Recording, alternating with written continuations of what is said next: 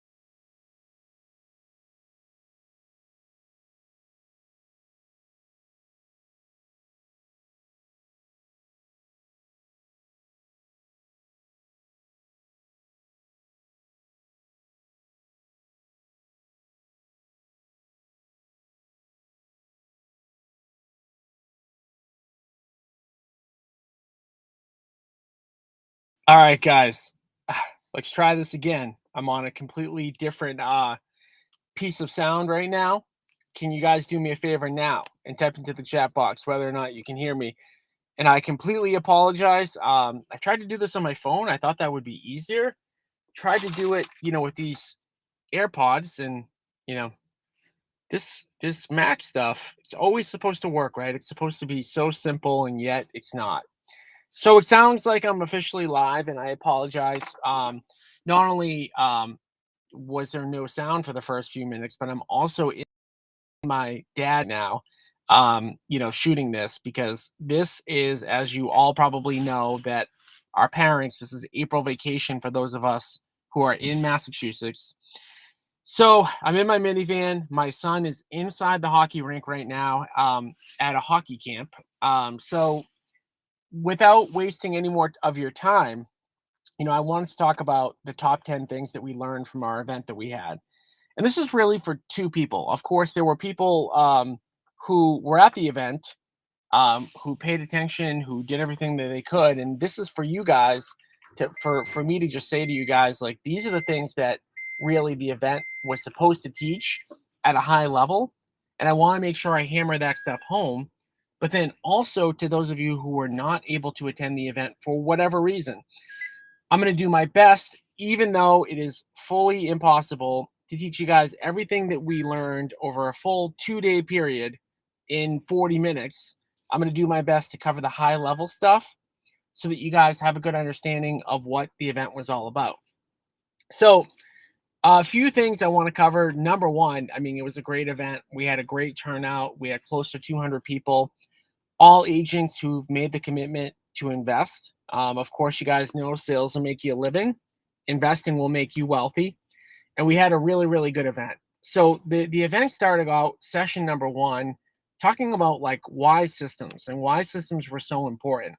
And we talked about the fact that for every person that's in the Inner Circle coaching program, we walk you guys through a 5-step process. Step number one is to determine where you're at today. Step number two is to determine where you want to go, or essentially what you want investing to do for you. That's probably the most important question that you can answer. And I actually did ask a lot of people that specific question, and I was met in a lot of cases with answers that weren't really, they didn't know perfectly, right? So don't skip step number two, where you want to go, what you want investing to do for you. Step number three, determining your investing vehicle. Are you going to do short-term rentals? Are you going to do flips? Are you going to do wholesales? Are you going to invest in apartments? Are you going to invest completely passively? Okay. Step number four, determine your 3 to 6 things that you need to do in your business. Step number five is to create a scorecard. So we talked about the fact that, let's just say that you come to the right scorecard and your scorecard says that you need to meet with 6 sellers each and every week. How are you going to actually do it? And that's what systems is all about. That's what the event was all about. How do you build systems to make sure that your scorecard is green every single week? And I showed everybody my scorecard. I talked about having a scorecard, why a scorecard is important, but also how do you create systems around that? And one of the questions that I asked everybody, which I really hope was a takeaway or something that everybody thought about, and I talked about the fact that in order to be a successful investor, you need to be like an 8, 9, or 10 out of 10 motivated to invest in real estate. It needs to be that important to you. And in fact, on day two, we had 4 panelists that are obsessed with real estate investing, and we talked about their stories. But I explained to everybody that was in the crowd, and if you haven't decided this yet, I hope that more people come to this decision, which is, are you seriously committed to investing in real estate? And I talked about the fact that in a group, we had, close to 200 people there. In a room full of, say, 200 people, there's 3 types of people that are in that room. The first type of people are like a 0, 1, or a 2, or a 3 motivated. And those people kind of maybe just heard about investing and maybe think that investing is cool, but they're not that serious about investing. Those people are like really easy because guess what? Those people really shouldn't do anything. Like they should actually not pursue investing, in my opinion, because if you're not an 8, 9, or 10, you're not going to get there. And then there's the other group of people that are in the room that are in 8, 9, or 10 out of 10. And those people have committed to real estate investing and are gonna do it, right? But there's a big chunk of people in the middle. Probably at that event, there were 100 people that were in the room that were like a 4, a 5, a 6, a 7 out of 10. And that's the most challenging part. We call those people interested but not committed. Okay? Meaning that if everything fell into place, if everything was perfect, if it was convenient, they would be an investor. And I had mentioned to the group, the worst place you can be in is interested. And I mentioned to the group that the one thing more than anything else that I was hoping for at the event was to push the people that were 3, 4, 5, 6, or 7 out of 10, either to an 8, 9, or 10 out of 10, or the other way to like a 1, 2, 3 out of 10. Because at the end of the day, in order to be successful as an investor, you have to be committed. So for those of you who are listening right now, if you fall into the bucket of 3, 4, 5, 6, or 7, you have to make the commitment either to invest, or if you're not going to go all in, cross it off your list. Don't do it. Find something else to do. There are plenty of other things to kind of do in your life. So that's takeaway number 2. Takeaway number 3: land, labor, capital, and entrepreneurship. These are the systems, these are the things that you need in order to be a successful real estate investor. And we talked about land is deal finding, right? We need deal finding systems in order to produce great deals each and every week in front of us. The second thing that we need is deal funding systems, right? Because it's one thing to find them, but we also need to fund them. The third thing that we need is we need deal management systems. And I'm going to talk more about deal management systems in a second. But deal management systems are, how do we turn that deal that we found that we're able to fund into money, whether through rentals, whether through flipping, whether through assigning, etc. And then the fourth thing we need is entrepreneurship. And entrepreneurship means you have the guts, you have the courage, you have the determination that you are going to do this. Again, that goes back to the point that you either need to be like an 8, 9, or 10 out of 10, or somewhere else, just kind of like honestly forget about it. So then the fourth thing that we talked about, the fourth takeaway, was deal finding systems. And I showed everybody my scorecard every single week that we look at. And we actually looked at it today. We look at it every Tuesday at 7:30. And I have a couple of important statistics that I look at every single week. One of them is how many face-to-face appointments that me and my team have gone on that week to meet with sellers, to talk about selling their house, their condo, their land, their whatever, right? And I look at that each and every week. I have a minimum number that I want to get to 80 face-to-face appointments to talk to sellers about selling their property, right? And for you guys, that number is going to be a lot lower. For almost everybody who's on that call, on this call right now, your number is going to be way lower than 80. But you have to be able to talk to people to find deals each and every week, right? And we talked about the different ways that we can find deals. All right. How do you produce those appointments? How do you produce appointments to talk to people off market?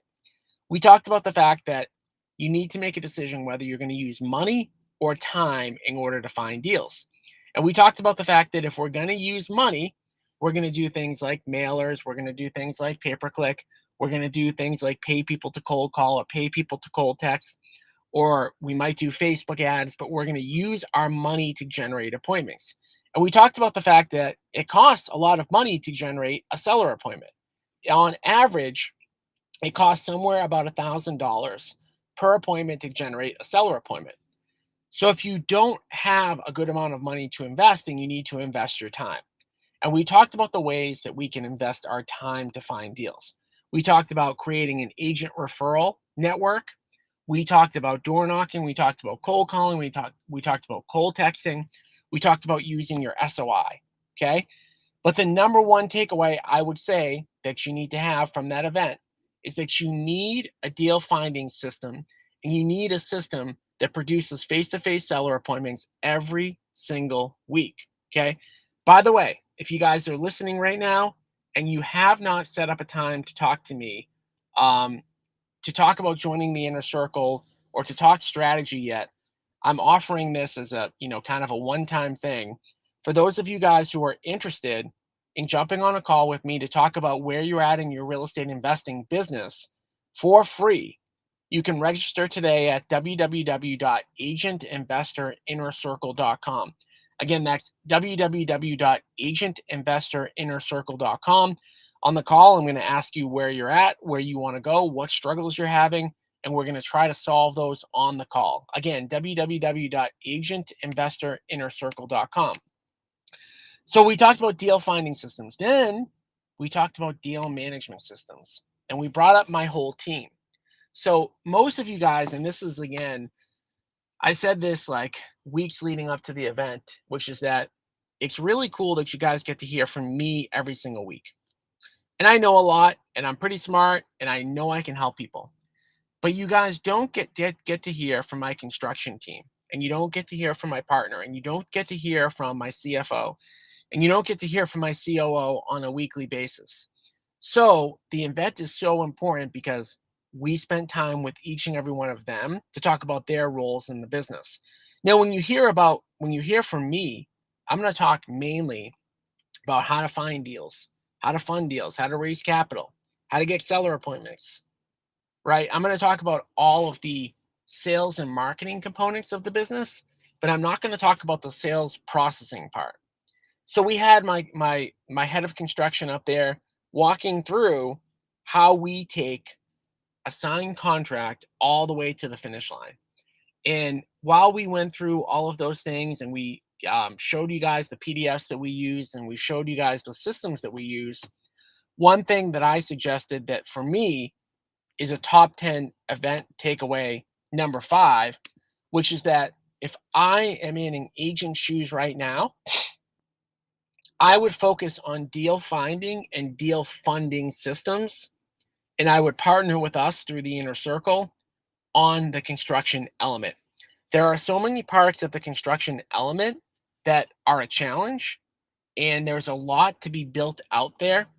I would start first with deal funding and deal finding, right? Raising money, funding deals, and finding deals. Let us handle the construction point unless that's your expertise, right? Or unless you're going to do assignment deals or you're going to do buy and holds. But for quick turn stuff, I would partner with us through the inner circle. Again, to learn more about the inner circle and to talk to me individually, go to www.agentinvestorinnercircle.com. All right. Takeaway number 6. We had a panel of 4 people up there. It was interesting because I didn't do this purposely, but 2 of the people came from other countries, and I didn't know that I didn't choose to do this, but it was interesting that it kind of worked out this way. And one of the takeaways for me is just the mindset of the 4 people that were up there. But I thought it was no coincidence that we had 2 people up there that came from a different country.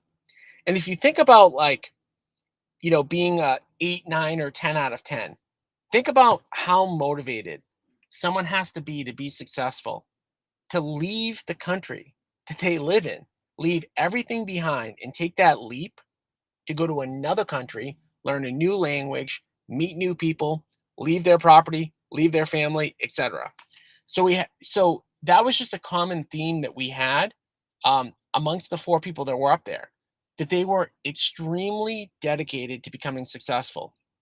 And we talked about, like, of course, when we get 4 people up there and we're highlighting them, yes, those people are in the inner circle. And part of the reason I bring them up there is to say, hey, these are people that I've worked with. This is the success that they've had. So therefore, people in the audience, this is what you are potentially capable of if you work with us. Okay. I want to be very clear about that. That was part of the purpose. But we didn't just talk about all of the successes that they had, because that's just not who I am, right? I'm not going to just go up there and tell you guys everything is perfect all the time. I started by interviewing them and asking them about all the struggles they had and about all the times that they thought about potentially giving up. And they had some really good answers. But they talked about all of the areas where they had struggled and how they had overcome. But one thing that was was not unique and was said, they all had unique stories, but what wasn't unique across all four people is the fact that even though maybe they felt like giving up for a day, they were willing to kind of push through whatever was put in front of them. And they put themselves into a position where they had to succeed, right? They took that leap forward. They put themselves in a position where they had no choice but to succeed. And they all four of them had different stories. All four of them had done a different amount of things. But I thought it was just interesting to me. That was kind of like the theme across everything. And really, more than anything else, that success is not a straight linear line, right? It's not like, X to Y axis, right? Going up straight. It is you're starting, you're going down, you're going up, you're going down, you're going up, you're going down, you're going up, you're going down.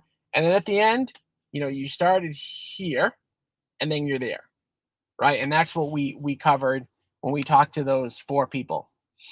Takeaway number 7. We did we talked about a deal that we're looking for funding on in Hooksett, New Hampshire. It's a 70 unit deal. I've actually put this out there. It's for accredited investors. And we're shooting for a 19% rate of return for accredited investors. I talked to you guys about the fact that I have a goal. I've got to raise $7 million for this project. But I did that presentation and I showed everybody that presentation from 2 angles. So as I was presenting that deal and talking about raising $7 million of capital and talking about like what I was trying to achieve and talking about like why people could benefit by investing with us, I wanted people in the audience to come at it with 2 perspectives. And the takeaways were from 2 different sides of it. So there was a group of people that don't have capital, that were looking to raise capital. And I talked about why I did everything the way I did it in this presentation. So for those of you who are out there that are thinking, hey, I don't have enough money, I need to raise capital, understand that I started with no money. And as I went into that event, even though our company has capital, I went into that event needing $7 million. So you can't tell me, hey, things are easy for you, Tom, because you're already at XYZ point. No, I'm going into that event needing not 500,000, not a million, $7 million. Okay. And so I talked about like the key components to how to raise capital, like what makes it attractive for somebody else to invest with you. And I talked about a few key things. And these were for the people in the audience that need to go out and need to raise capital. So number 1, you need to have an attractive offer. And I talked about in order to have an attractive offer, your offer needs to be higher than the stock market.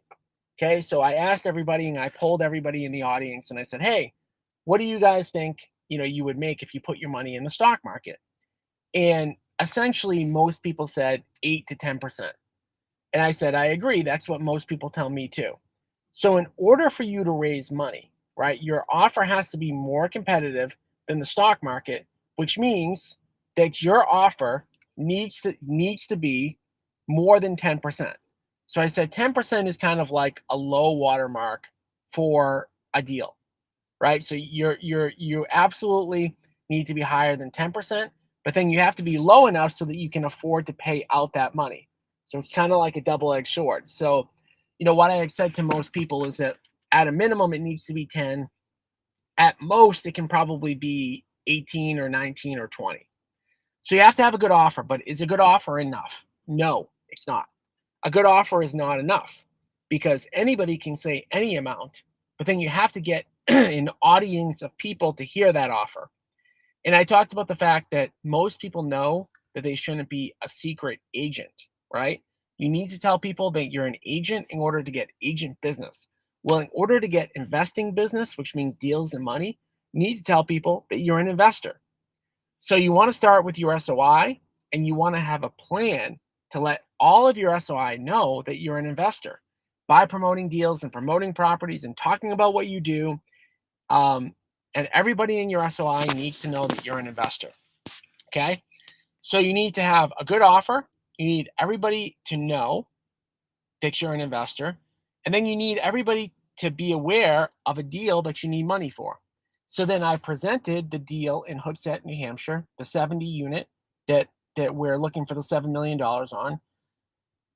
And I presented it and I explained why I did what I did in the presentation. And I mentioned to everybody that joins the inner circle that you will get a copy of all of the lending capital partner presentations that I've done.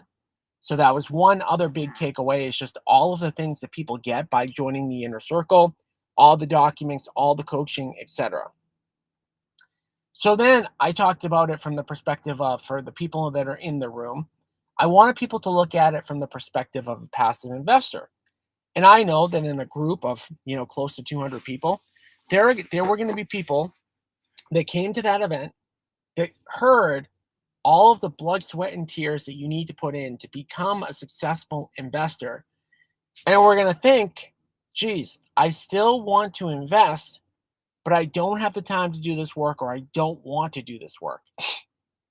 And I gave the example of somebody that ended up, someone that I know that actually quit trying to become a real estate active investor and deciding instead to work a job and to save $50,000 a year to give to our company, because they looked at that $50,000 a year and what we projected for returns. And they came to the conclusion that within a 7 or 8 year period, they could get $10,000 a month of passive income just by saving $50,000, $60,000, $65,000 a year and investing with us. So this is just kind of another thing to think about, and another key takeaway. One of the top 10 takeaways is that there's a lot of different paths that you can get to getting that $100,000, $150,000 a year of passive income. One way to do it is just to raise money. To use your money to be completely passive. Okay. So that was takeaway number 7. Takeaway number 8, you guys went on a bus tour with us. Okay. So day number 2, we took you to the 19 unit project that we're doing in Wakefield, Mass. It's very, very close to the office. And we walked you through, right? And you guys have been seeing, I'm sure, picture after picture after picture of me posting, having me in front of an apartment building, having my partners in front of an apartment building, of tours and all that good stuff.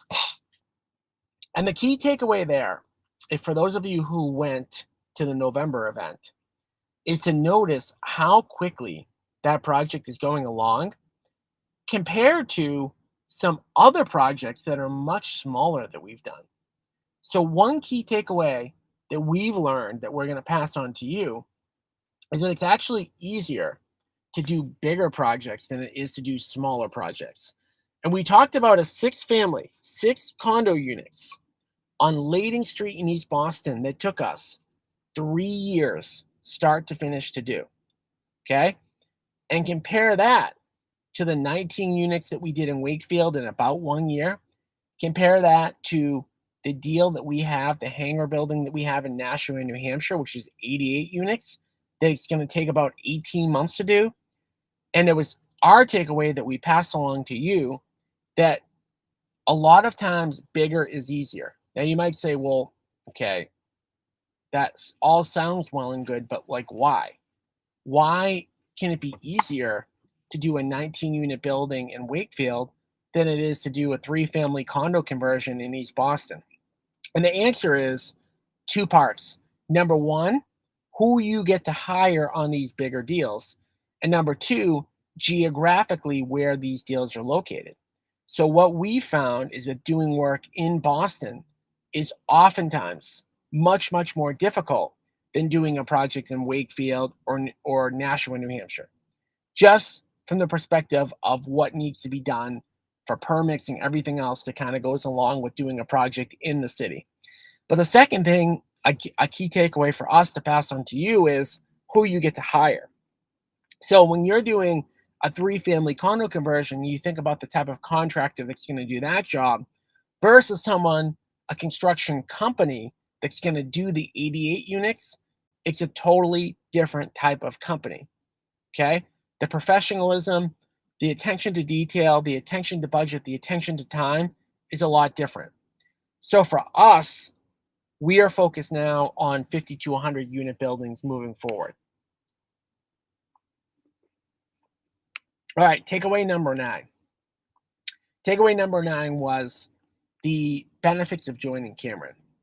And I know some of you who are listening are already at Cameron, but we did about a 25-minute presentation on why somebody would join our company. And I always start out by talking about like the inner circle and the benefits of joining the inner circle, the ability to have one-on-one coaching with me, the ability to jump on a call once a month, the ability to partner with us on deals, the ability to get access to all of our systems and tools and everything that we've done, right? It's basically like a franchise in a box. And of course, everybody there sees the value in that. And by the way, if you still have not signed up to talk to me one-on-one for an inner circle call, this is completely for free, but just go to www.agentinvestorinnercircle.com and book a call as soon as you can. So with that being said, I talk about all the benefits of joining the inner circle. You know, joining the brokerage to get the inner circle access. But with that being said, I always start out when I talk about Cameron about the fact that 350 people joined Cameron Real Estate Group before we even had the inner circle, right? So before I had this coaching program add-on to Cameron Real Estate Group, 350 people already voted that Cameron was a good brokerage. And I always make this point too, because as we're growing, sometimes we still get the question of like, hey, like, do you have all the tools, needed to help agents? And it's a really easy question to answer when you think about it like this, right? Agents vote with their feet. Agents leave brokerages all the time. It's very easy to leave. Everybody's always getting recruited. So if we weren't 100% delivering on our promises and helping agents get from point A to point B, we would go from 355 or 360 agents, whatever we have now, down to 50 in a 6-month period, right? So if you have any doubt about whether or not we deliver on what we're supposed to be doing as a brokerage, you really don't even have to ask anybody. You can ask people that are already in our brokerage, but you don't even really have to, because if we weren't, people would be leaving in droves, okay? But then we talked about like the key components for me besides the inner circle to join Cameron. Of course, there's the 80-20 split. Of course, there's the $20,000 cap, but we've added on the disappearing cap. So every year that goes by, we reduce an agent's cap by $2,000. So the most you can pay us in year 1 is $20,000. The most you can pay us in year 2 is $18,000. The most you can pay us in year 3 is $16,000. The most you can pay us in year 4 is $14,000, and it keeps going down and down and down. And I talked about why I did that. I have found through owning a brokerage for about 6 years now that the longer an agent is with you, the less you need to help them. Period. You guys all know this, right? If you've been an agent for 10 or 15 years, the amount of help that your brokerage gives you on a day-to-day basis is going to be a lot less than on day one. The second thing related to the financials are the profit tree. So what we've done is we are now giving up 20% of all of the company dollar, what the company makes, to agents for agents they've brought in. So I didn't say that well, but I'm going to give an example. Let's say that you bring in Joe Smith as an agent. You refer them into Cameron, and they do a $10,000 commission, right? $10,000, $8,000 goes to the agent, 80%, $2,000 goes to us, 20% of that will go to you. So $400 will go to you, right? 4% of that agent's commission will go to you, right? And that goes until the agent is capped, okay? I don't want to focus too much on that, but just know that if you help us grow Cameron, we're going to help you financially. And then we talked about all of the other things that we had, the mentorship program, the office, all of the technology, the best CRM in the world, Follow Up Boss, and again, all of the inner circle benefits. So we talked a lot on that session about joining Cameron. It's just really that, it's a way to get into the inner circle for free. My coaching program in 2017 and 2018 was $60,000. We give you all of that same coaching program for free just for joining Cameron. And I talked about not looking a gift horse in the mouth, right? I talked about the fact that we may not continue that forever. I actually don't know what I'm going to do moving forward, whether I'm going to continue to allow people to join the inner circle by joining the brokerage. For now, you can. Don't wait on it. Don't let the tail wag the dog. Okay? What I mean by that is sales will make you a living. You can make $50,000 to $200,000 a year as an agent. Investing will make you wealthy. Investing can make you worth $5 to $20 million over the course of a 10-year period. 100%. So don't let the fact that maybe we don't have, the form that you like to use or the program that you like to use or the brochure that you're accustomed to, don't let that dictate building your wealth. Okay? Again, if you want to learn more about joining the inner circle, jump on a call, schedule a call at www.agentinvestorinnercircle.com. And the last takeaway is just the systems that we have for the inner circle. Okay.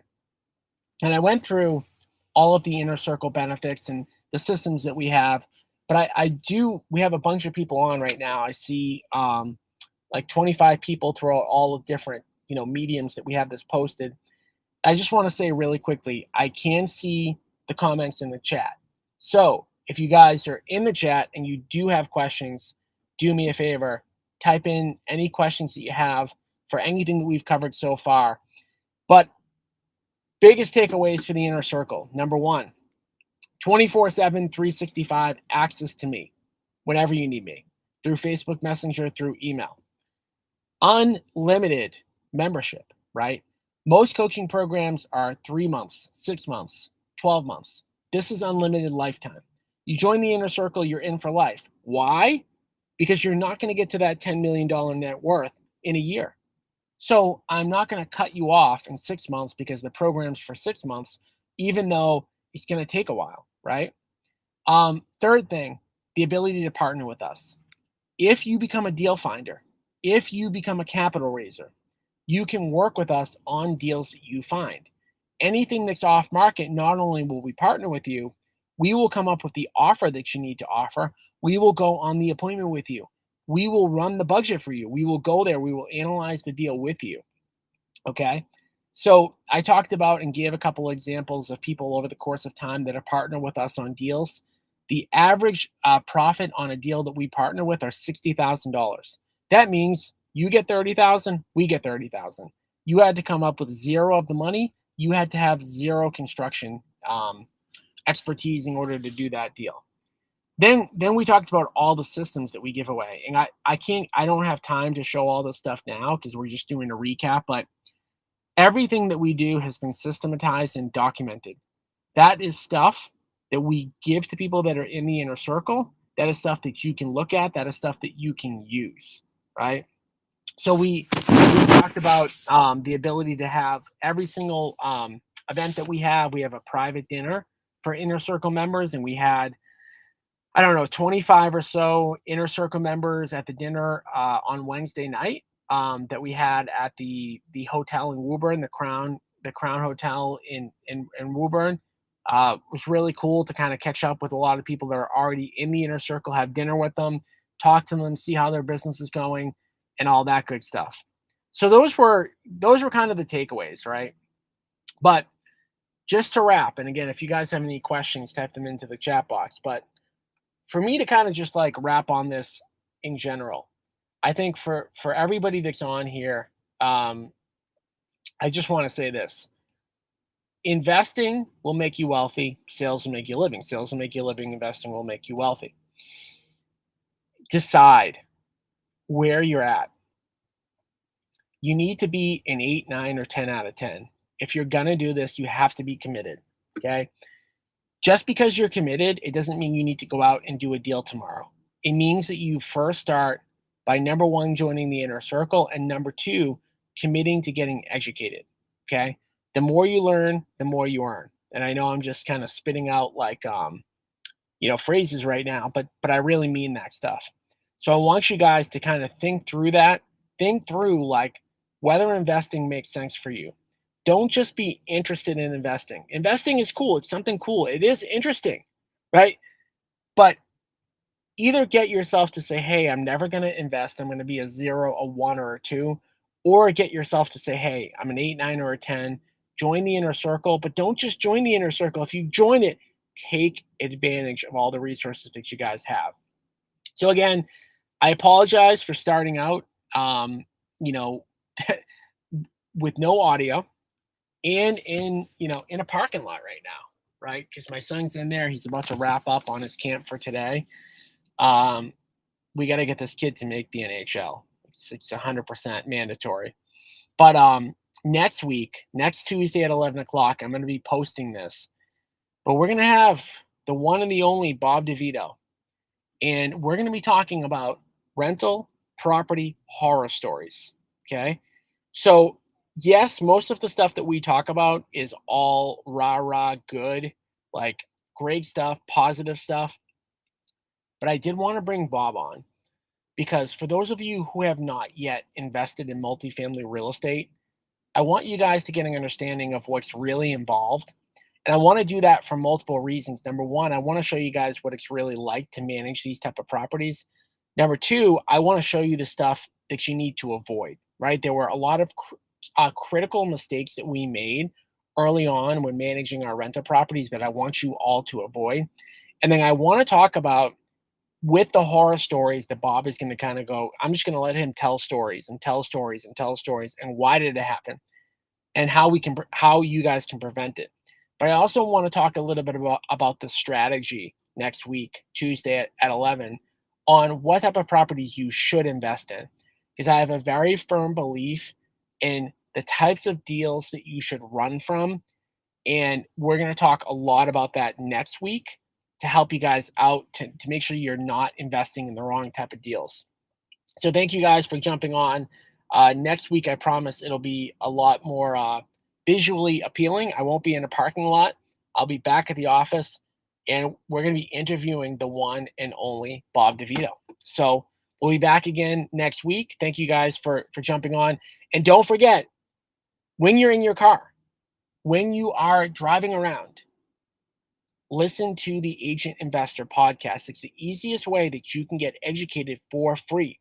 www.agentinvestorpodcast.com. There is no reason why each and every person who's on here can't listen to 1 hour of a podcast every single day, right? There's no reason why. Listen to the Agent Investor podcast. Find another couple podcasts that you're interested in. Listen to 1 hour per day because you can do that while you're driving to and from appointments. You can do that. You can do that while you're cleaning your house. You can do that while you're at the gym. You can do that while you're going for a walk. You can do that in your downtime. www.agentinvestorpodcast.com. And again, thank you guys for tuning in.